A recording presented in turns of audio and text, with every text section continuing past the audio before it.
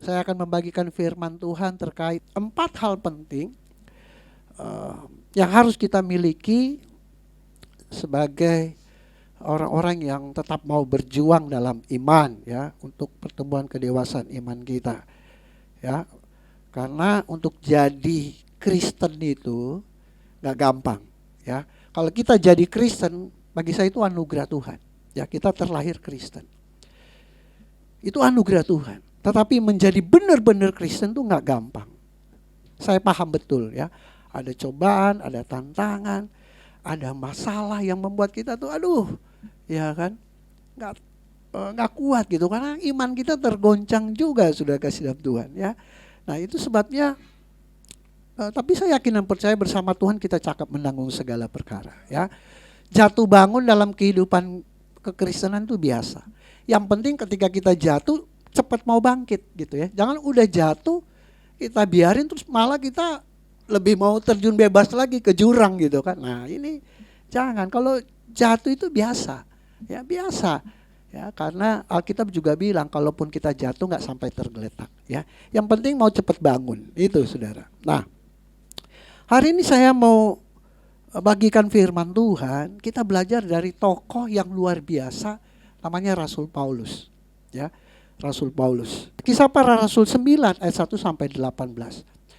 Ini kisah di mana Paulus itu bertobat, ya. Dia namanya dulu Saulus, ya, kemudian menjadi Paulus. Saya bacakan. Sementara itu berkobar-kobar hati Saulus untuk mengancam dan membunuh murid-murid Tuhan, ya. Ia menghadap imam besar dan meminta surat kuasa daripadanya untuk dibawa kepada majelis-majelis Yahudi di Damsyik, supaya jika ia menemukan laki-laki atau perempuan yang mengikuti jalan Tuhan, ini jalan Tuhan besar, atau menemukan laki-laki atau perempuan, ya, Kristen, kira-kira begitu, yang mengikut Tuhan Yesus, ia menangkap mereka dan membawa mereka ke Yerusalem. Artinya kalau dia tangkap, dia sudah punya surat kuasa gitu, punya hak untuk menangkap, ya. Ini orang-orang Kristen, ya, baik laki-laki maupun perempuan, ya, supaya disidangkan. Karena kekristenan pada zaman itu, ya, bagi orang Yahudi itu aliran sesat. Nah ayat 3, dalam perjalanannya ke Damsyik, ketika ia sudah dekat kota itu, tiba-tiba cahaya memancar dari langit mengelilingi dia. Ia rebah ke tanah dan kedengaranlah olehnya suatu suara yang berkata kepadanya. Wah, jadi di tengah perjalanan, ya, tiba-tiba ada cahaya. Kemudian ada suara yang berkata, Saulus, Saulus, mengapakah engkau menganiaya aku? Next, ayat 5. Jawab Saulus, siapakah engkau? Tuhan. Katanya, akulah Yesus yang kau aniaya itu. Tetapi bangunlah dan pergilah ke dalam kota, ya. Di sana akan dikatakan kepadamu apa yang harus kau perbuat. Akulah Yesus yang kau aniaya itu. Jadi, ya, di Alkitab nggak ceritakan bahwa Saulus itu menganiaya Tuhan Yesus. Tetapi Tuhan Yesus berkata bahwa kalau kamu, ibarat kata lain gitu, ya, kamu menganiaya pengikut itu sama juga kamu menganiaya aku, ya. Kalau kamu menyakiti orang yang mengikut aku, itu sama aja kamu menyakiti aku, ya. Akulah Yesus yang kau aniaya itu. Tetapi bangunlah dan pergilah dalam kota, di sana akan dikatakan padamu apa yang harus kau perbuat. Maka termangu-mangulah teman-temannya seperjalanan, karena mereka memang mendengar suara itu, tetapi tidak melihat seorang juga pun, ya. Mereka dengar suara, tapi mereka nggak lihat ada orang, ya. 8. Saulus bangun dan berdiri, lalu membuka matanya, tetapi ia tidak dapat melihat apa-apa. Mereka harus menuntun dia masuk ke Damsyik. 3 hari lamanya ia tidak dapat melihat, dan 3 hari lamanya tidak makan dan minum. Jadi dia buta. Next slide, ayat 10. Di Damsyik ada seorang murid Tuhan bernama Ananias. Ya, ini bukan Ananias Safira, tapi ini Ananias yang lain. Firman Tuhan kepadanya dalam suatu penglihatan. Ananias, jawabnya, ini aku Tuhan, firman Tuhan. Mari, pergilah ke jalan yang bernama jalan lurus. Dan carilah di rumah Yudas. Ini bukan Yudas Iskariot ya. Yudas Iskariot udah mati, gantung diri. Ini Yudas yang lain. Jadi di Palestina sana banyak nama-nama yang sama ya. Dan carilah di rumah Yudas seorang dari Tarsus yang bernama Saulus. Ia sekarang berdoa. Ini jadi Tuhan Yesus ya ngomong nih sama Ananias. Ia sekarang berdoa. Dan dalam suatu penglihatan ia melihat bahwa seorang yang bernama Ananias masuk ke dalam dan menumpangkan tangannya ke atas supaya ia dapat melihat lagi. Jadi sementara Tuhan ngomong sama Ananias, Paulus ya di rumah Yudas dia juga dapat penglihatan bahwa nanti ada seorang nama Ananias datang untuk menumpangkan tangan kepada dia. Ya. Jadi Tuhan kasih konfirmasi ini, Saudara. Ayat 13, jawab Ananias, Tuhan, dari banyak orang telah kudengar tentang orang itu. Betapa banyaknya kejahatan yang dilakukannya terhadap orang-orang kudusmu di Yerusalem. Wah, ternyata kejahatan Saulus ini udah sangat terkenal ya bagi orang-orang Kristen. Wah, jadi udah famous nih orang ini. Terkenal karena jahatnya ya, bukan karena baiknya, karena jahatnya. Nah, next ayat 14. Dan ia datang kemari dengan kuasa penuh dari imam-imam kepala untuk menangkap semua orang yang memanggil namamu. Ini kata Ananias tadi. Kemudian ayat 15, tetapi firman Tuhan kepadanya, pergilah sebab orang ini adalah apa yang kuning? Alat pilihan bagiku. Jadi Tuhan pilih Saulus atau Paulus itu ya menjadi alatnya Tuhan. Ingat tuh, Tuhan pilih dia yang tadinya orang jahat, akhirnya dia bertobat, ya. Tuhan pilih dia menjadi alatnya Tuhan untuk memberitakan namaku kepada bangsa-bangsa lain serta raja-raja dan orang-orang Israel untuk menginjil. Aku sendiri akan menunjukkan kepadanya betapa banyak penderitaan yang harus ia tanggung oleh karena namaku. Dipilih Tuhan untuk menderita. Tapi kalau kita belajar Alkitab, semua orang yang dipilih Tuhan itu menderita. Betul? Menderita. Makanya Tuhan Yesus bilang, barang siapa mau mengikut aku, sangkal diri, pikul salib. Ya, jadi memang penderitaan itu harus menjadi bagian dari orang percaya. Ya. Dan Yesus sudah membuktikan. Dia sudah memberikan teladan. Ya, dia mati di kayu salib menderita demi dosa. Ya. Jadi Tuhan pilih dia untuk menderita.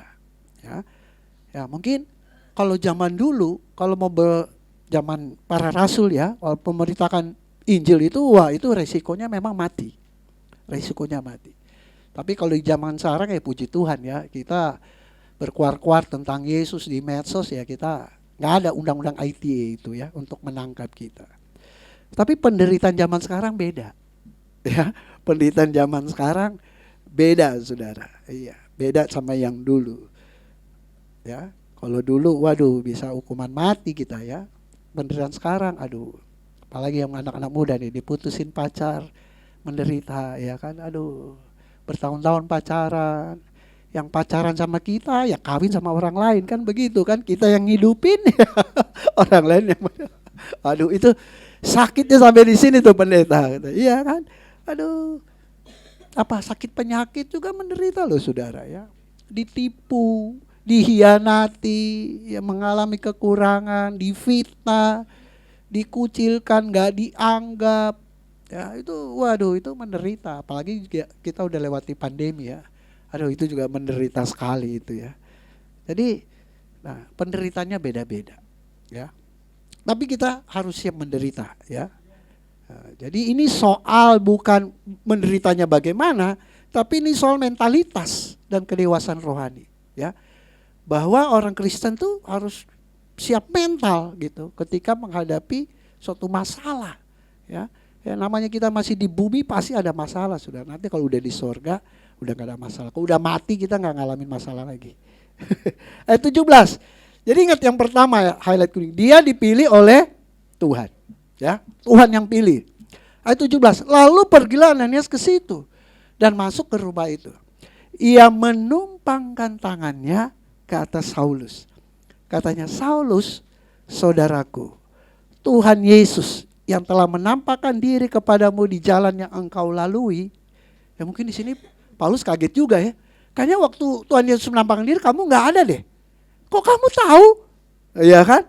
Pasti wah, Saulus kaget juga, ini kok tahu ya? Ya, karena Tuhan Yesus sudah bicara sama Ananias. Ya, kepadamu di jalan yang kau lalui telah menyuruh aku kepadamu supaya engkau dapat melihat lagi dan apa? Penuh dengan Roh Kudus. Wah. Jadi Paulus ini dia dipakai Tuhan dan penuh dengan Roh Kudus. Luar biasa. Ayat 18. Dan seketika itu juga seolah-olah selaput gugur dari matanya sehingga dapat melihat lagi. Ia bangun lalu dia dibaptis. Baptis itu kan tanda pertobatan ya. Jadi orang yang dipilih Tuhan untuk dipakai Tuhan, si Paulus ini, dan dia juga orang yang diurapi ya dengan Roh Kudus. Nah, saudara bisa bayangkan enggak? Ada orang dipilih Tuhan, diurapi. Ini orangnya seperti apa ini? Ya. Ini orangnya udah suci enggak? Hidupnya pasti lurus enggak? Ya. Hidupnya pasti aman-aman aja enggak? Oh, dipilih Tuhan langsung loh. Bahkan diurapi. Ya. Nah, kita mau belajar, saudara. Ternyata Paulus juga berjuang, saudara. Meskipun dia dipilih Tuhan dan dia diurapi Tuhan, dia pun berjuang. Banyak orang kan kalau merasa, wah aku nih dipilih Tuhan, aku nih udah pelayan Tuhan nih. Ya.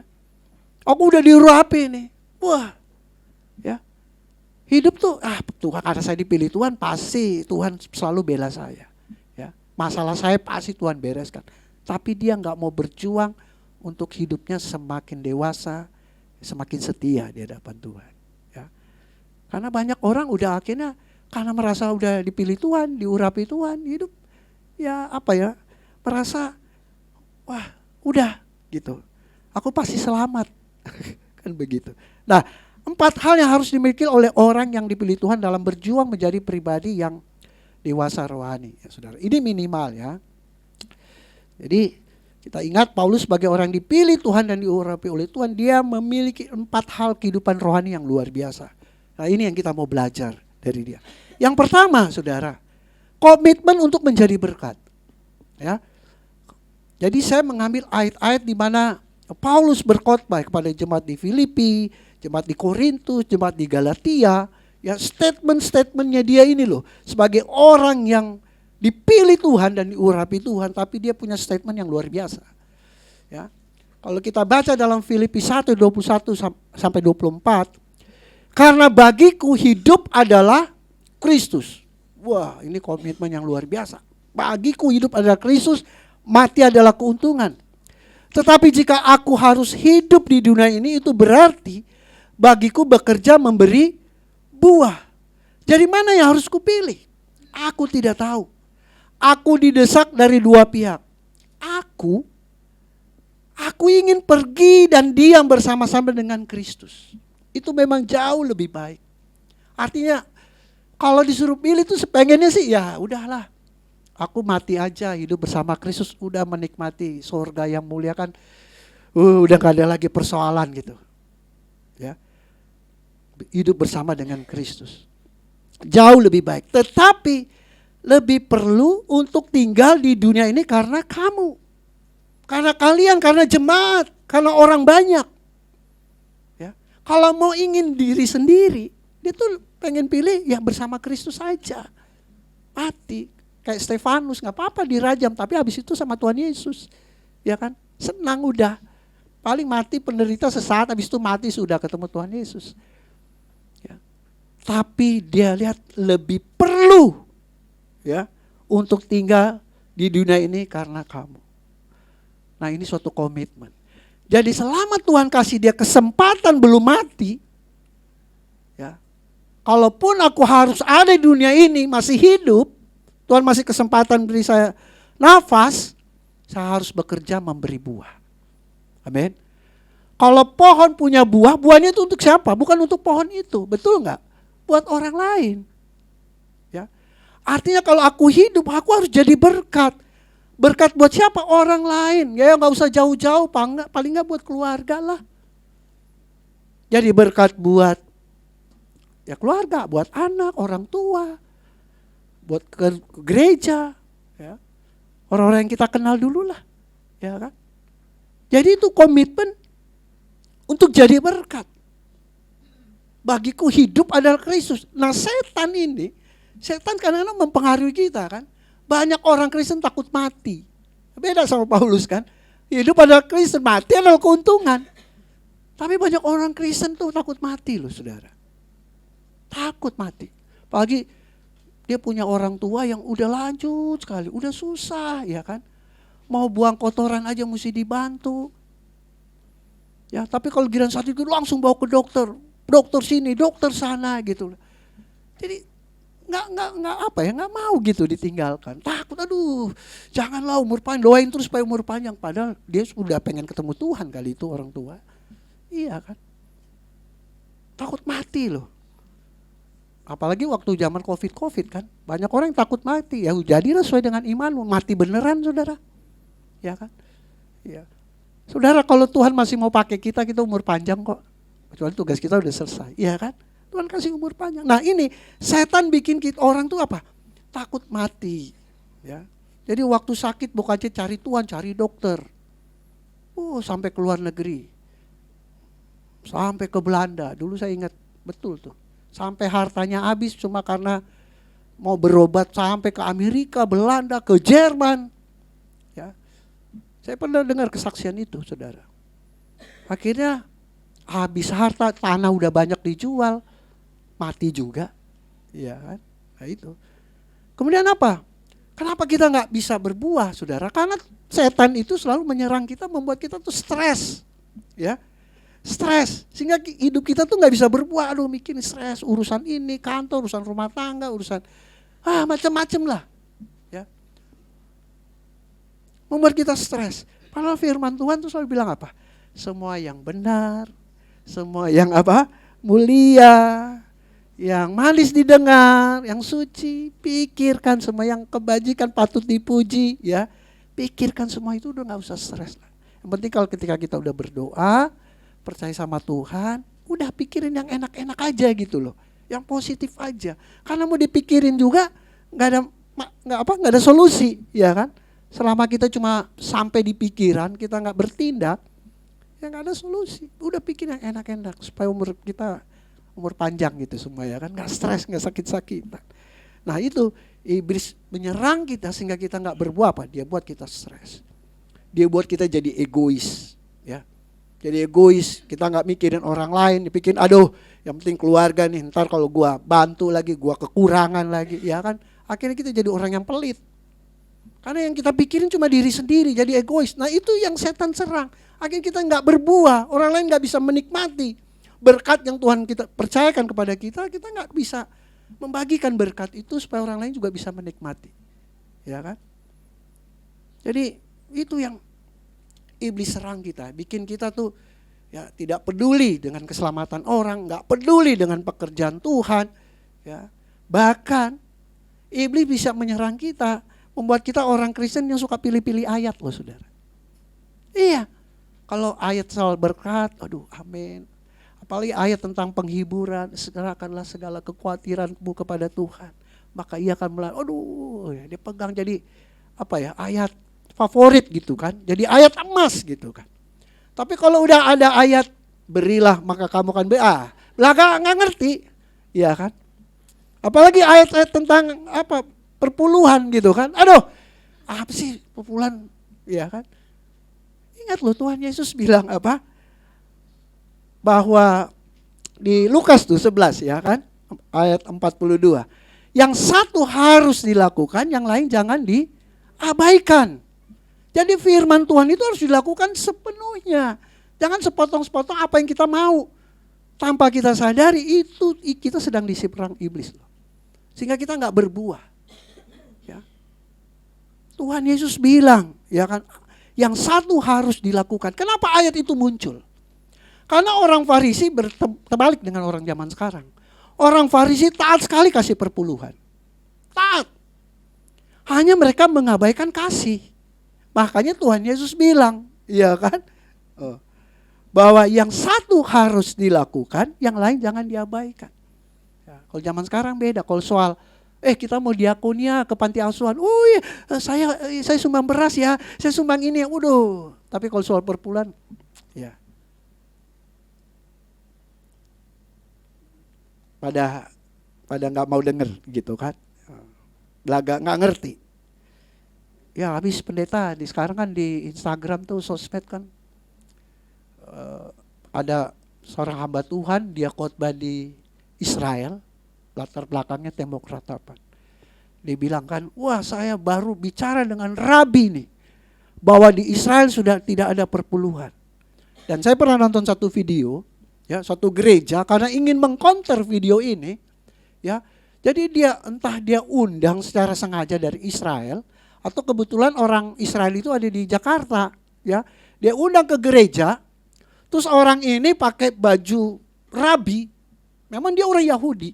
Saya kenal orangnya karena dia tour guide-nya gitu. Dia jelaskan sampai hari ini orang Israel selalu memberikan perpuluhan. Jadi video itu nggak benar. Itu orang, ya, dia seorang komisaris itu. Nah itu contoh saudara kasih dalam Tuhan, ya kan.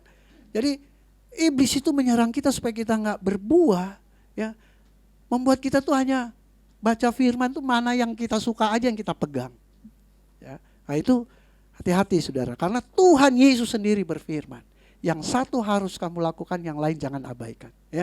Artinya semua firman, ya, semua firman harus kita lakukan saudara. Nah, itu yang pertama. Jadi yang pertama apa? Komitmen untuk menjadi berkat. Nah, inilah menjadi kerinduan saya. Setiap jemaat Glow Cibubur baik pengerja, ayo. Selagi Tuhan kasih kita kesempatan hidup menjadi berkat. Amin. Menghasilkan buah-buah yang bisa dinikmati. Apakah itu lewat skill kita, ya, talenta kita, apapun ya. Bahkan mungkin berkat, uang yang Tuhan sudah berikan kita, ya cukup, ya kita sisihkan untuk pekerjaan Tuhan dan lain sebagainya. Yang penting berbuah, ya, berbuah. Sebaliknya iblis mau kan kita jadi orang yang hanya mikirin kita, keluarga kita, saya. Hati-hati saudara, hidup kita nggak akan berbuah. Yang kedua, ya singkat saja karena setelah itu kita akan perjamuan kudus setelah ibadah. Yang kedua, apa yang Paulus lakukan? Orang yang dipilih Tuhan langsung dan orang yang diurapi Tuhan, dia masih melatih dan menguasai diri. Wah, luar biasa enggak? Dipilih Tuhan langsung, diurapi Tuhan, tapi dia tetap terus masih melatih dan menguasai diri. Saudara bayangkan enggak? Kenapa enggak Tuhan langsung buat dia seperti Power Ranger gitu loh? Kan dia pilih Tuhan, wah pokoknya dia jadi pribadi yang sempurna lah. Tidak. Cara Tuhan gak seperti itu. Ya kan? Makanya dalam 1 Korintus 9 ayat 27. Tetapi aku melatih tubuhku dan menguasai seluruhnya supaya sesudah memberitakan Injil kepada orang lain jangan aku sendiri apa? Ditolak. Jangan sampai aku sibuk memberitakan Injil. Wah bertobat. Terima Yesus supaya selamat. Dianya cuma jadi calo. Dia sendiri ditolak Tuhan Yesus. Ya kan, cuma pintar berkhotbah, pintar menginjil, wah kemana-mana bangun jemaat. Tapi dia sendiri tahu, tapi dia sadar. Ya, jangan sampai ya aku tuh ditolak. Jadi apa? Dia melatih tubuhnya dan menguasai seluruhnya. Apa ini tubuh? Pikirannya dia latih. Hatinya dia latih. Wah dia difitnah. Dia masuk penjara pernah difitnah. Mau dihukum mati difitnah. Tapi dia tetap bersyukur di penjara aja. Dia masih bilang loh bersukacitalah senantiasa. Amin. Di Filipi itu. Segala perkara dapat kutanggung dalam dia memberikan kekuatan. Dia tetap bersyukur saudara. Dan itu dia latih. Nah saudara kasih dalam Tuhan kita harus melatih diri kita. Amin. Ayo berlatih untuk bersyukur. Ada masalah itu, ya semua orang pasti punya masalah. Jangan saudara merasa sudah hanya saudara yang memiliki masalah tuh. Ya saya punya masalah, istri punya masalah, semua kita punya masalah. Siapapun di dunia punya masalah. Ayo melatih diri untuk selalu bersyukur. Ya, meskipun dalam selalu thank God. Terima kasih Tuhan. Supaya apa?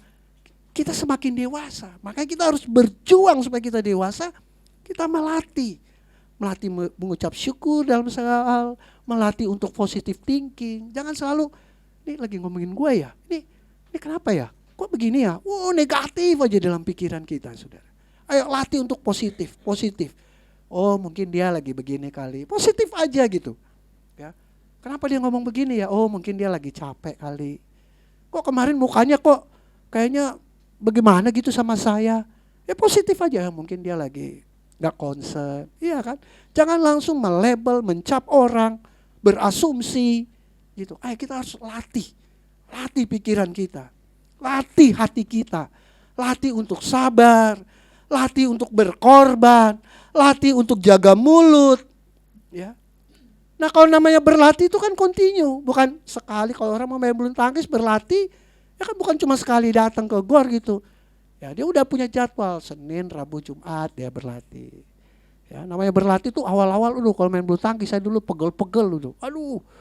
Ya, badan ketarik-tarik, pegel semua dari kaki sampai ujung kepala itu. Ya, udah lama enggak main bulu tangkis, terus kita latihan bulu tangkis pegel-pegel. Ya. Coba kalau namanya berlatih, latih serep memang pertama bagus, salah-salah, ya kan?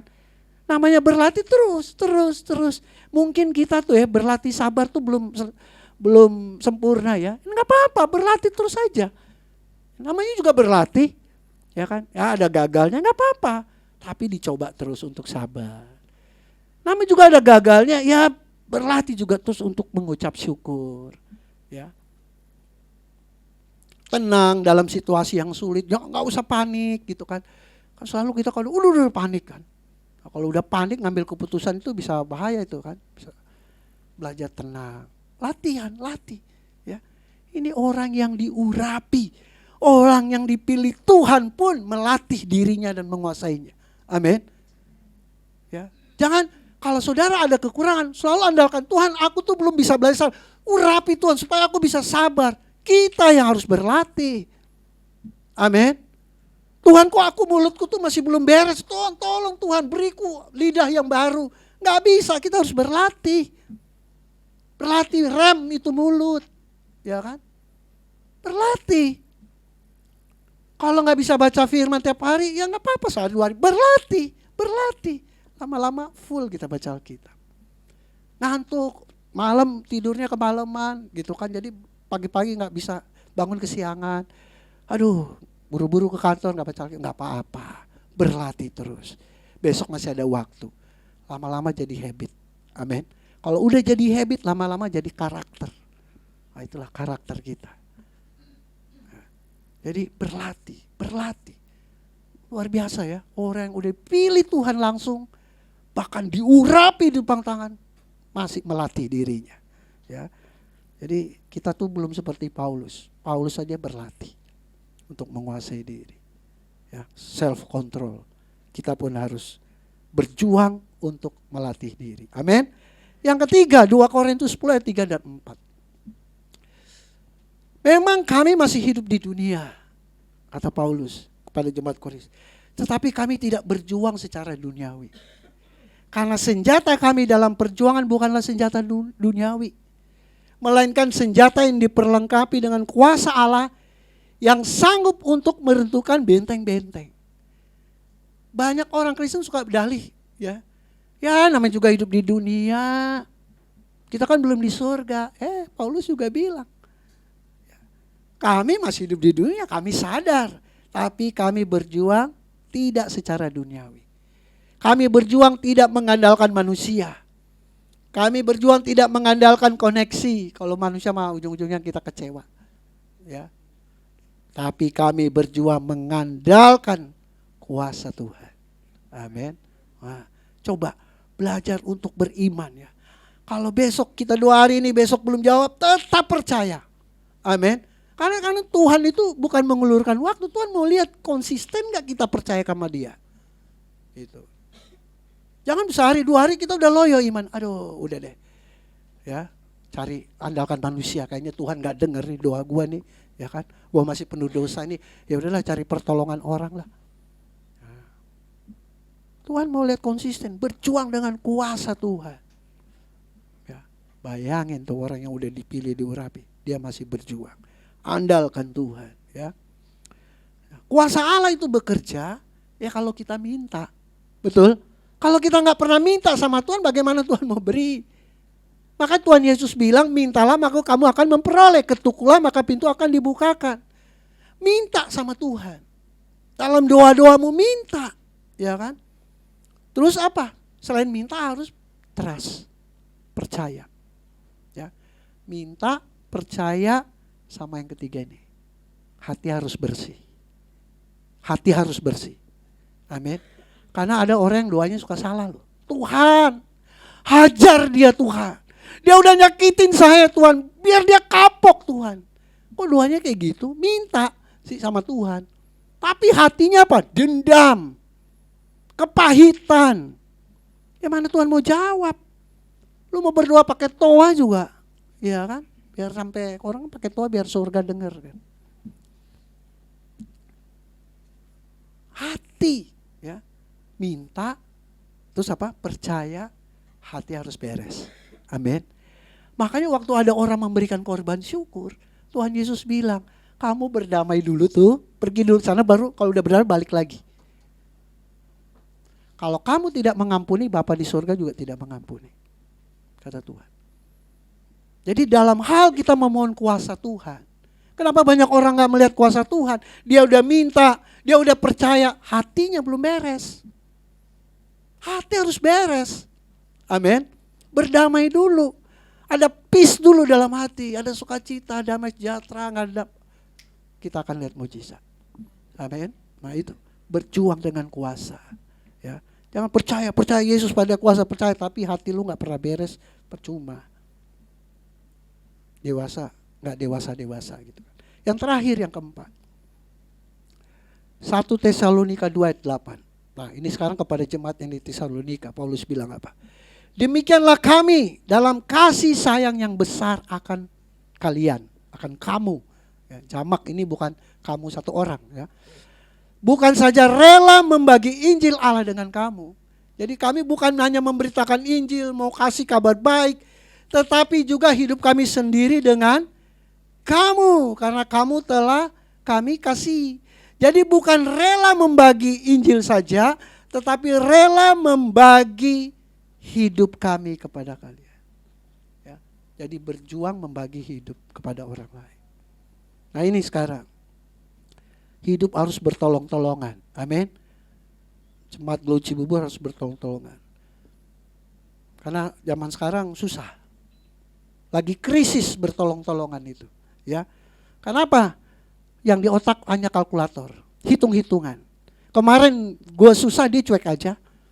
Sekarang dia susah, rasain, ya kan? Nah itu kita selalu hitung-hitungan. Dia nggak pernah nolong saya, ngapain saya harus nolong dia? Ini Paulus luar biasa, saudara. Orang yang pilih Tuhan, dipakai Tuhan, bukan hanya mau bagi Injil, bagi kebenaran, tapi juga dia membagi hidup buat mereka. Ya. Sama zaman sekarang susah kita bertolongan karena banyak orang terlalu gengsi. Udah susah mau kelihatan tetap gak susah. Iya kan? Padahal ada pendeta, ada ibu gembala, gak pernah tuh mau telepon. Ya. Spirit untuk apa ini ya? Bertolong-tolong harus kita bangun nih. Kita ini gereja keluarga di Glow Cibubur. Ya gak apa-apa. Ya kalau ada kesulitan ngomong aja. Paling tidak kita kasih pikiran, buah pikiran, cari jalan keluar. Kalau kita nggak bisa tolong materi, ya kan. Jadi jangan lagi bilang, aduh dia nggak pernah nolong saya, kenapa saya harus nolong dia? Dan nggak usah gengsi-gengsi, saudara. Nggak ada, jangan lagi ada istilah nggak mau ngerepotin. Kita harus memberi hidup buat orang lain. Amin. Nah semangat ini harus kita bangun, saudara. Kalau kita, itulah perjuangan kita. Sehingga pada akhirnya Tuhan dapati kita setia. Ya, karena kesetiaan Tuhan bilang, engkau telah menganiaya aku Saulus, bukan menganiaya Tuhan Yesus langsung. Orang-orangku, pengikut-pengikutku engkau telah aniaya. Artinya bicara apa, saudara kasih? Kalau kita bisa berbagi dengan orang lain, mengasihi orang itu, kita juga sudah mengasihi Tuhan. Amin. Jangan bilang, Tuhan aku mengasihimu, tapi ke orang lain kita cuek. Bullshit itu. Tuhan tuh gak kelihatan. Yang kelihatan dulu deh. Gitu. Yang kelihatan dulu deh. Jadi berjuang membagi hidup. Jadi 4 hal. Yang pertama apa? Komitmen menjadi berkat. Ya, kalau Tuhan kasih kesempatan kita hidup, komitmen jadi berkat. Kalau memang aku harus hidup di dunia, aku bekerja memberi buah. Amin. Menjadi berkat. Yang kedua apa? Melatih dan menguasai diri. Ya, jadi jangan merasa intimidasi setan gini. Lu munafik lu. Pokoknya dalam nama Yesus usir. Namanya kita berlatih, ya kan? Nggak langsung sempurna. Belajar sabar ya berlatih pelan-pelan. Ya, belajar bersyukur ya berlatih. Jangan aduh saya nih munafik di depan Tuhan. Yang penting ketika kita jatuh cepat bangkit. Amin. Bertobat. Ketiga, berjuang dengan kuasa Tuhan. Caranya apa? Minta, percaya, hatinya bersih. Amin. Kita akan melihat kuasa Tuhan. Dan yang terakhir, berjuang membagi hidup. Bukan hanya membagi firman, tetapi membagi hidup. Amin untuk firman Tuhan. Tuhan Yesus memberkati kita semua.